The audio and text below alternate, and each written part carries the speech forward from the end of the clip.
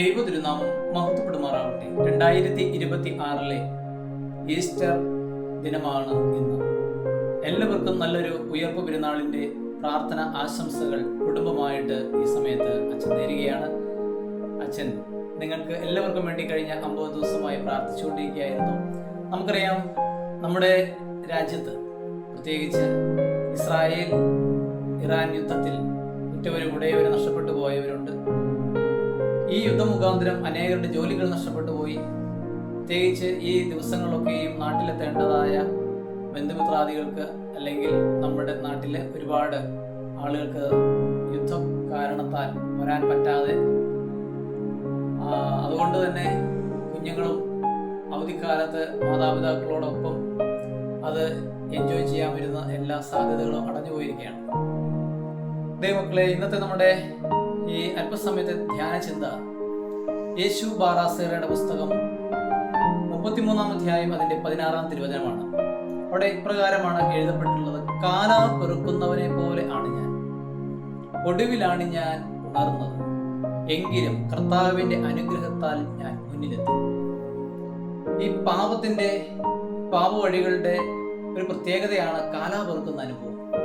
നമ്മുടെ അഭിവൃദ്ധികളെല്ലാം, ജോലി മേഖലകളിലെല്ലാം, തൊഴിൽ മേഖലകളിലെല്ലാം ഒരു പരാജയം നമ്മുടെ ജീവിതത്തിലേക്ക് കടന്നു വരുമ്പോൾ കാലാവർക്ക് എന്ന് പറഞ്ഞാൽ കർഷകരുടെ ഒരു ടൈംസാണ്. വെച്ചാൽ നമ്മൾ നല്ല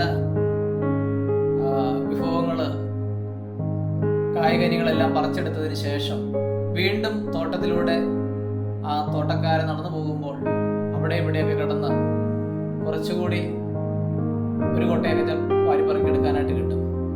ഒന്നുമില്ലാത്തൊരവസ്ഥ. ദൈവങ്ങളെ, ഇതാണ് കാലാവർക്കുന്ന അവസ്ഥ. പാപവഴികളിലൂടെ ജീവിക്കുന്നവർക്ക് അവരുടെ ജോലിയിലും കുടുംബത്തിലും എല്ലാം ഇതുപോലത്തെ വരൾച്ച, ഒരു കാലാവർക്കുന്ന അനുഭവം. ദൈവമക്കളെ, ഒടുവിലാണ് ഞാൻ ഉണർന്നത്. നമുക്കറിയാം, ധൂർത്തപുത്രൻ എല്ലാം നഷ്ടപ്പെട്ടതിന് ശേഷമാണ് സ്വബോധത്തോടെ തിരിച്ച് അപ്പന്റെ ഭവനത്തിലേക്ക് യാത്ര ചെയ്യുന്നത്. ഒടുവിൽ ഒരു ഉണർവ്, അത് കർത്താവിന്റെ അനുഗ്രഹവും കാരുണ്യം കൊണ്ട് മുന്നിലെത്തി. ഈ ഉയർപ്പ് പെരുന്നാളിൽ നമുക്ക് മുന്നിലെത്താൻ സാധിക്കണം.